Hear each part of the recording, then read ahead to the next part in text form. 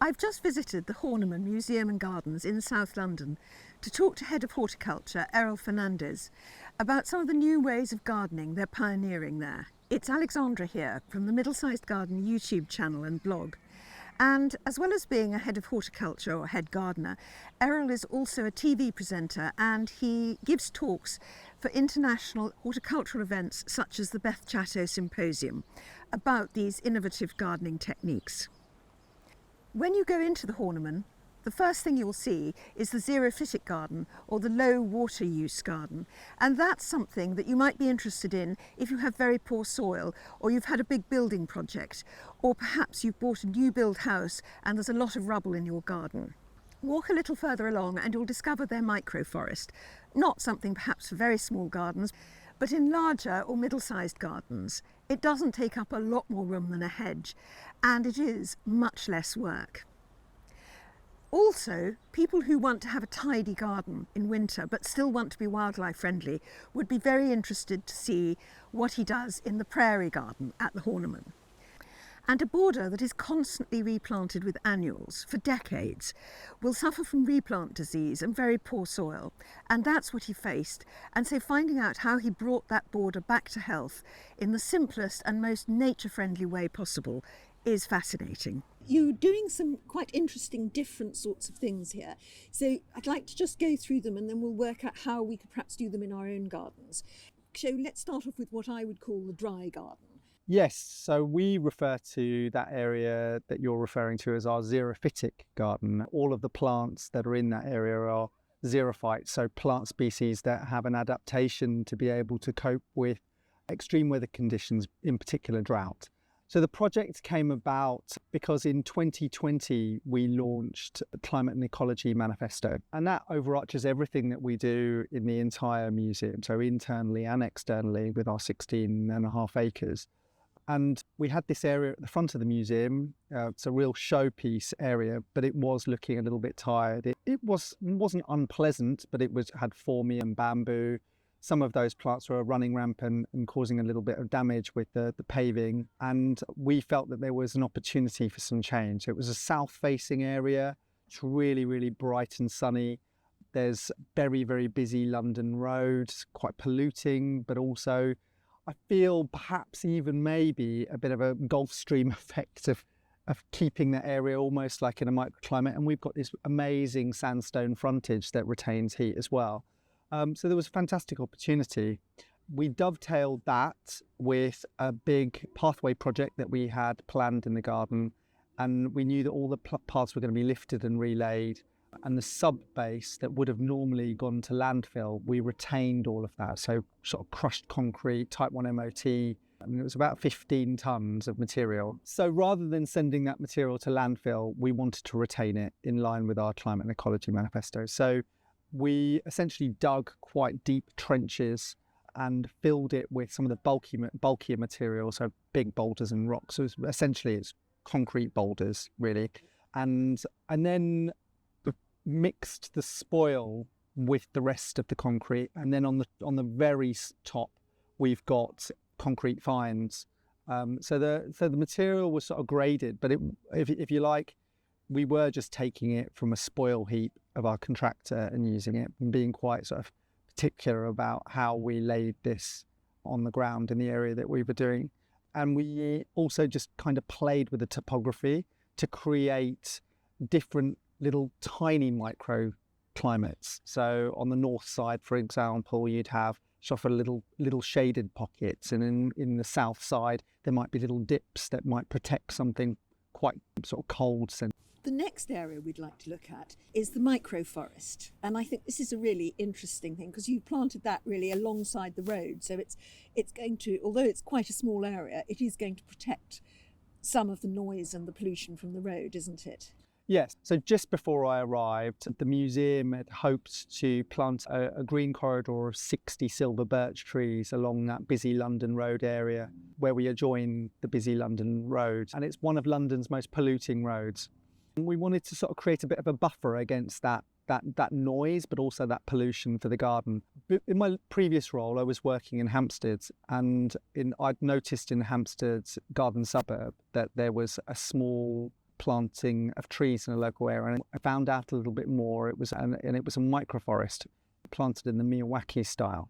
So I was intrigued and thought that I'd do a little bit more research. And essentially what Miyawaki was doing in the 1970s was observing naturalized forests, naturalized tree plantings. And essentially the forests that he was observing were growing where the seed had fallen. So often in very close proximity to one another. And what he saw was that the quite dense thickets would develop very, very quickly, creating a closed canopy in as little as 3 to 5 years. And he developed this method and it became quite popular, certainly in Japan, America, Scandinavia. And I think ours might have been around the 6th microforest that I was aware of in the UK. And so we did an open call for funds. I mean, we wanted the public to feel a sense of ownership of the project. And of course, projects cost money and we're a charitable trust. So it was nice to have a fantastic response to that open call. And we were able to make a selection of a large number of trees. So the wonderful thing that this project enabled us to do is to plant just under 900 trees in 400 square meters. So that gives you an idea of how dense the planting is. And we selected 35 different species. Miyawaki stated that something that was very important was PNV, potential natural vegetation. And what he was really referring to is native species, native to the local area. However, with our climate and ecology manifesto, again, we're in the midst of a climate change, and in 50 years, it's going to be more akin to a Mediterranean region than it is currently. It felt very important, particularly when planting trees, to consider species from further afield that might be able to cope with the changes in temperature. And really the sporadic changes, sometimes it's intensely wet, sometimes it's intensely cold, and sometimes it's extremely hot and dry. So we wanted really resilient species. That's not to say that we didn't plant native species. It's extremely important to plant the native species because we want even the species like silver birch that are struggling, we want to continue to plant them so that their progeny will be more tolerant in years to come. So we selected a broad range of native and non-native species and some really exciting combinations. So when we're thinking about sort of creating a dense canopy, we're thinking about sort of urban cooling, we're thinking about well-being for people, we're thinking about a broad range to support a broad range of other wildlife as well. So we were really trying to do a lot with this planting, as well as taking into account the natural topography and soil conditions in an area. And you're taking all of these things into account at the very start, planting extremely young small trees, so everything's pencil thickness, pencil height at the same age. So sourcing those was a bit tricky, and planting them in as little as 40 centimetres apart at times, 50 centimetres apart. And then they compete with each other for light and nutrients and water, and then they start romping away. And so we're now 3 years on, and we've got some of the trees are sort of standing sort of 15 foot tall, which is just sort of staggering. So when you often sort of think that forests, are for the future, actually within 3 years, we've got a really fantastic growth, and some of the trees are now coming into flower. And we enjoyed really stunning autumn colour last year in just such a short space of time. So these trees will never reach the great big statuesque heights of the broadly spaced trees that we are used to. The best way to think about this is a sort of like a motorway roadside tree planting, just with many, many more different species. And so it's going to sort of be capped in height, which is important by that busy road, but it's also important in terms of particulate pollution filtration. And the intensive way that this forest grows as well means that these trees will sequester much more carbon than the regular kind of tree plantings that we're accustomed to. What would you say is the sort of minimum square area you'd need to do this kind of planting? I don't think you need much, and I'm a huge champion of this method. And I think that we should be making microforest plantings in our cities all over the place, really, because of the amazing ecosystem engineering that they provide, but also for the biodiversity that they provide. But I think that 3 meters by 3 meters would be adequate. Like, you don't need much. I think the key point is that by planting them close together, they sort of keep each other in check. So you can cram a lot of trees into a 3 meter by 3 meter area, but they're not going to get massive. The thing that's important to mention is that you mustn't prune these trees. You make your selection, you plant them young, and then you hands off. I think the most important piece of maintenance that we did on this microforest was mulching with a clean straw mulch to make sure that the grass and weeds didn't sort of crowd them out early on, because it would be very difficult to maintain in between these very tiny saplings. But that's all that we've done. We haven't done anything else. Think of it like a native hedge, just without the pruning. So just kind of make a dense planting of trees and then step back and try and be really creative about the selection of trees. And there are some fantastic nurseries that are doing plug-grown trees that you can get, really broad selections from. Lovely. And now let's think about the Prairie Garden. Yes, so the Prairie Garden was designed in collaboration with Professor James Hitchmo in 2018, so before I arrived. And it's planted in 15 centimetres of gravel, and it's broadly North American and South African species. And that gravel sort of growing medium sort of keeps the crowns from rotting in the winter. So it's a really interesting planting. The changes that we've made are really about how we maintain this area. And it's important with the Prairie Garden that we cut and take away all of the material.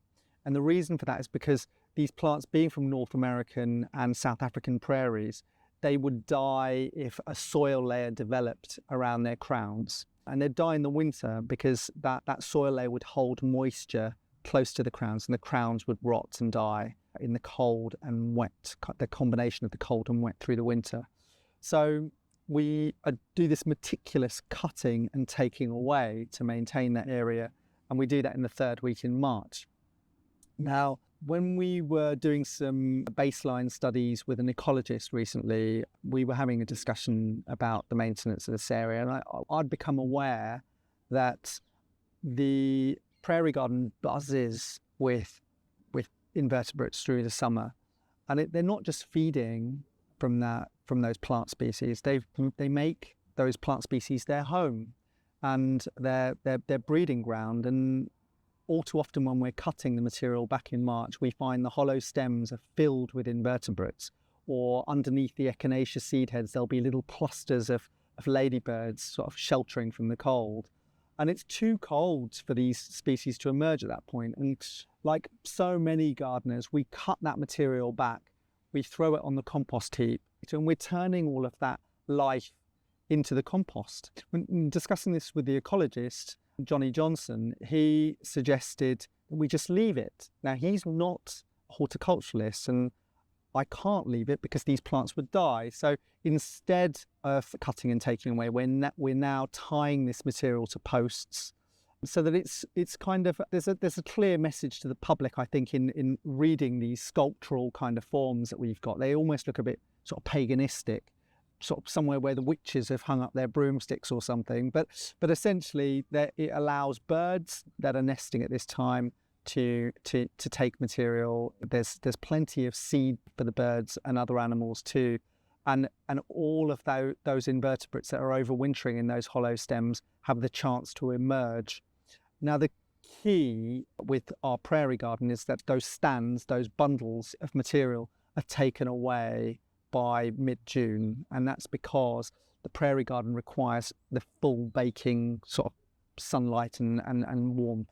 And if we leave them standing in place, there'll be a shadow on the north side that will impede the growth of the other plants in the Prairie Garden. So we must take them away. But each year we put them back, and it's had a fantastic response from the horticultural community in terms of resonance, really. I think a lot of people have sort of identified that bit as being a bit of an issue.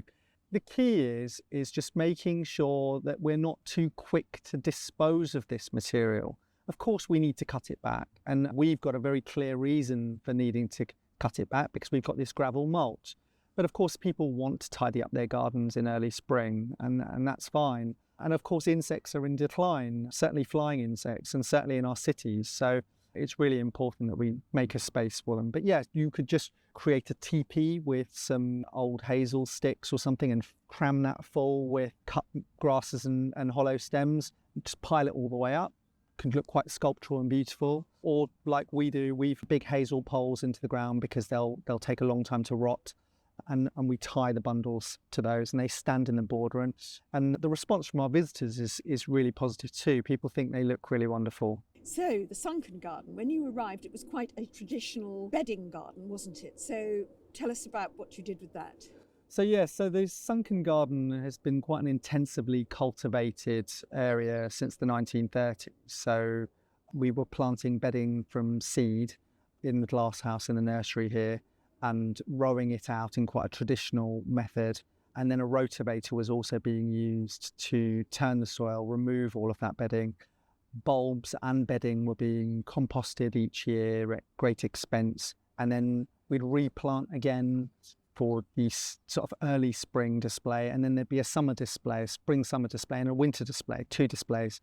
And it's really costly, but also quite an unsustainable, damaging process, really, and a lot of water being used.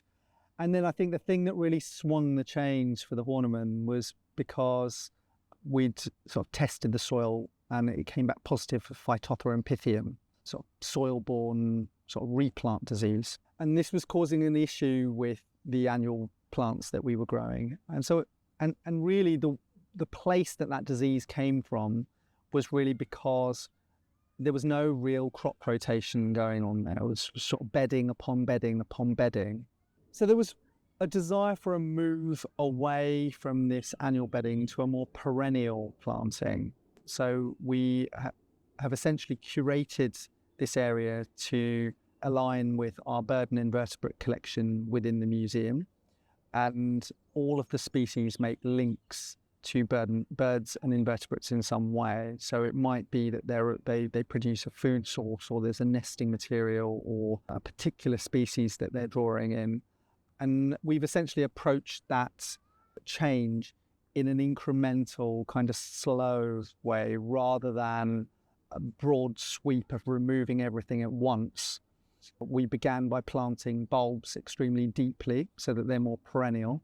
So things like tulips being planted extremely deeply, sort of 8 or 9 inches deep, which was quite a laborious task for our sort of 35 volunteers that we have here that attend each week. But in doing so, I think we're 3 years on and we're still getting flower from those same tulip bulbs. So it means less kind of intervention, less digging, less disruption of the soil. We've got the bulbs, they're in the ground and they're staying there for some time. And then what we can do is top those up with the same species. And then you get a variation in bloom size, which looks beautifully naturalistic, which is lovely.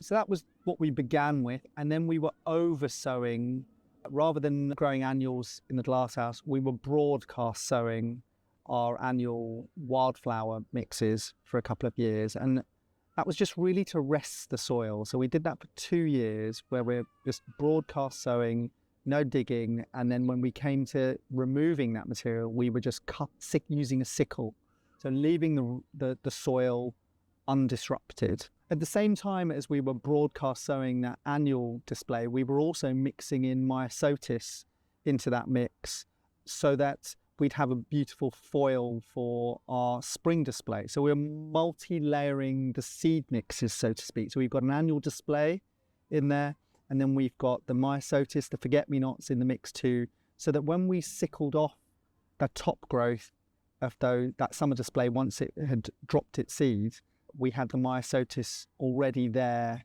growing at the base that would then be a foil the following spring for the bulb display. So we were sort of layering up the planting and trying to be as hands-off for a couple of years to rest that soil and allow a balance of the bacteria within the soil to resettle. And then came the following waves. So we then planted waves of trees and shrubs, so small trees and shrubs in the area, roses and herbaceous. So, and it's now in its second year. I think we've done 2 waves of herbaceous planting, and it's starting to fill out and look really great. And the other thing that we did is we deepened the pond, and that was really crucial. So there was a pond in the central bed, and unfortunately the pond was only 20 centimetres deep, and so it was a bit of a death pool, really. Anything that would fall in there would boil in the summer months, and so it needed deepening. So we deepened that by 70 centimetres so that it could sustain life and we can grow a broad range of plants. And we now have a lovely population of amphibians in there too, that of course helps with the whole ecosystem in that area. And do the wildflowers that you planted, do some of them come back? Yeah, that was some of the thinking. So we really wanted to kind of govern what our weeds, if you like, would be in the future. So we're wanting a really broad range of species in this area. So while we have the perennials and the shrubs and the bulbs, we've also got these annuals that sort of pop up in between, in the gaps in between. And of course, myself and my team edit those a little bit, keep them where we want them. But it's nice to have a seed bank in the soil of beautiful plants that will sort of perpetuate, and depending on the climate and the different sequences that happen each year, you get a different flush of plants, which is also quite exciting. And you mentioned that in the Sunken Garden, that was inspired by some of the exhibits in the museum. And when you go into the Horniman, I can see that it says this is about connecting you with the global culture and the natural environment. So in what way does the displays in the museum inform the plant? Okay, so within the gardens, we have various display beds. So we have the materials bed, we have the dye border, we have the medicinal border, and even the Prairie Garden makes direct links to the museum collections within the cabinets. With the Sunken Garden, we were really looking at the bird and invertebrate collection. So we've got a vast collection of taxidermy birds and insects. And we're constantly trying to make links between the two collections, the collection in the garden and the collection in the museum. So there are specific plant species like spindle, that has a lovely story of it being an overwintering species for black bean aphid, and then being sort of removed from the hedgerows after the Second World War. There's a general sense that every single plant has been selected for a species of bird or a species of invertebrate, or perhaps creating a nesting environment, or attracting, perhaps a plant attracts a certain type of pollinator that we know that bird species are going to be interested in. We've made the selection sort of based on the bird species that we have on display in the museum, and also through talking to our ecologists and from our own observations of what's present or not in the gardens, and perhaps is present or known to be present in South London. So plants like Dipsacus that might be considered by some as a weed, we as gardeners know that if there is a little pocket of Dipsacus, will almost certainly attract goldfinches. So that's one lovely example of a plant that needs to be kept an eye on, because they can seed everywhere, but I wouldn't be without it in this particular area because it's loved by the goldfinches. We have these lovely stands of Sorbus vilmorenii, which has these beautiful white berries that persist through into the winter. Really stunning for people, but a very, very lovely food source for the waxwing. And we know that waxwings have been seen feeding on them in South London. And I've never seen a waxwing in the wild, actually, and I'd love to see one. So planting stands of Sorbus vilmorenii felt like a lovely thing to do in the Sunken Garden too. We have over 35 volunteers that attend each week from our local community that's extremely diverse. I think it's important to remember that we are the Horniman Museum and Gardens. We're not one or the other. We're free at the point of access. Access is really important to us. We want people to come and enjoy this fantastic space. If you'd like to have a gorgeous garden but still be wildlife friendly and sustainable, there is another video that I think you won't want to miss, which is 7 Lessons from Great Dixter, where Fergus Garrett shares his experience. And that's coming up next. And thank you for watching. Goodbye.